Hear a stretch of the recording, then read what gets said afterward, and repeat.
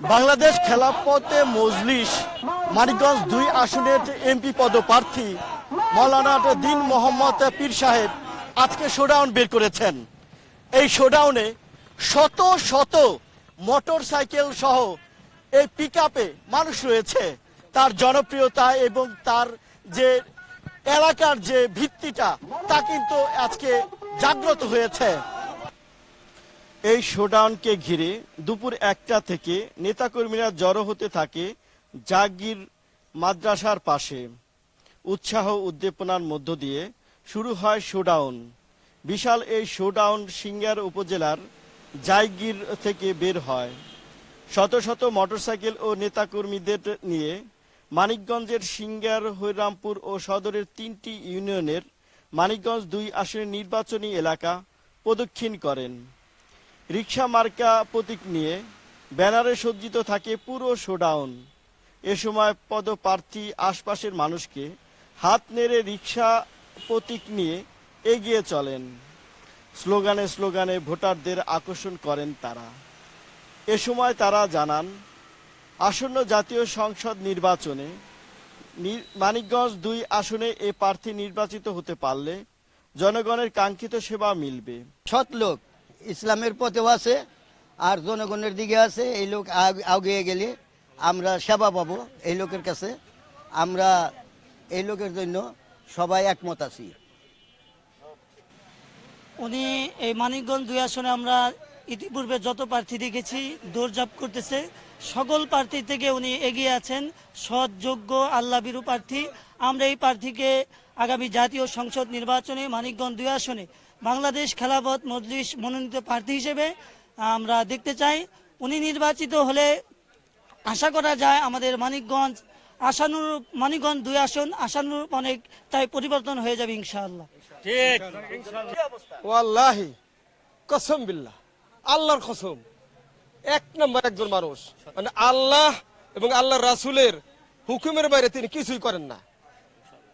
রাত্রি জাগরণ, তাহাজ্জুদ একজন মানুষ। আমরা তারকে নির্বাচন এই জন্যই করতে চাই, আমূল পরিবর্তন। আল্লাহর শাসন চাই, আল্লাহর জমিনে আল্লাহর শাসন চলবে। ঠিক আছে, এই শাসন বাস্তবায়ন করতে হইলে একমাত্র দিন মোহাম্মদ সাহেবের এই সিংহার দরকার।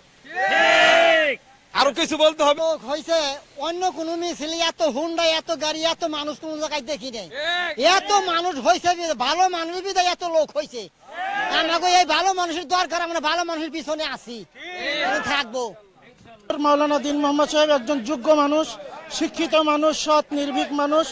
আমরা আশাবাদী পীর সাহেব দিন মোহাম্মদ সাহেব যদি আমাদের মানিকগঞ্জ 2 আসনের এমপি হিসেবে নির্বাচিত হন তাহলে সর্বস্তরের মানুষের কল্যাণে হুজুর কাজ করতে পারবেন এবং এই অঞ্চলের মানুষের, কৃষক এবং বিশেষ করে ঢাকার পার্শ্ববর্তী অঞ্চল হওয়ার কারণে আমাদের এই অঞ্চলটা একটা কৃষি নির্ভর এলাকা। কৃষকের ভাগ্যের পরিবর্তন হবে। আমাদের সিংহার মানিকগঞ্জে সড়ক আছে, এটা ইনশাআল্লাহ 4 লাইনে উন্নীত হবে। স্কুল, কলেজ, মাদ্রাসা, আলিয়া মাদ্রাসা, কওমি মাদ্রাসা সর্বস্তরে হুজুরের মাধ্যমে আমরা আশা করি একটা উন্নয়নমূলক কার্যক্রমের দিকে আমাদের এই এলাকা আমরা এগিয়ে নিতে পারবো যদি পীর সাহেব হুজুরকে আমরা নির্বাচিত করতে পারি। সেই হিসেবে আমরা আশাবাদী যে পীর সাহেব হুজুর যেহেতু ময়দানে আসছেন, দেশবাসী সবাই মিলে হুজুরের কাজ করব এবং হুজুরকে আমরা নির্বাচিত করে সৎ, নিষ্ঠাবান একজন আমানতদার সংসদ সদস্য আমরা সংসদে পাঠাবো ইনশাআল্লাহ। আমাদের সিংগার হরিরামপুর 2 আসনের আমরা একজন যোগ্য প্রার্থী পেয়েছি। কোরআন, সুন্নাহ এবং জেনারেল লাইনে শিক্ষায় শিক্ষিত। আল্লাহ যদি চান, সকলে যদি সম্মিলিতভাবে আমরা তাকে যদি সংসদে আনতে পারি, ইনশাআল্লাহ এদেশের জনগণ, কৃষক, শ্রমিক, মজদুর যারা আছে, শিক্ষার খাত এবং প্রত্যেকটা খাতে ইনসাফের সাথে কোরআন সুন্নাহ ভিত্তিক পরিচালিত হবে। তার দ্বারা আমরা অনেকেই কোরআন সুন্নাহ অনুপাতে শান্তি পাবো। এই জন্য আমরা যেহেতু মুসলিম, আমরা মুসলিম হিসাবে ঐক্যবদ্ধ হয়ে ইসলামকে এগিয়ে নেওয়া আমাদের ঈমানি দায়িত্ব। আগামী সংসদ সদস্য নির্বাচনে বাংলাদেশ খেলাফত মজলিসের প্রার্থী নির্বাচিত হলে দিনের আলোয় শাসন হবে, গরিব দুঃখী সবাই সমান অধিকার ভোগ করবে বলে জানিয়েছেন এই পদপ্রার্থী।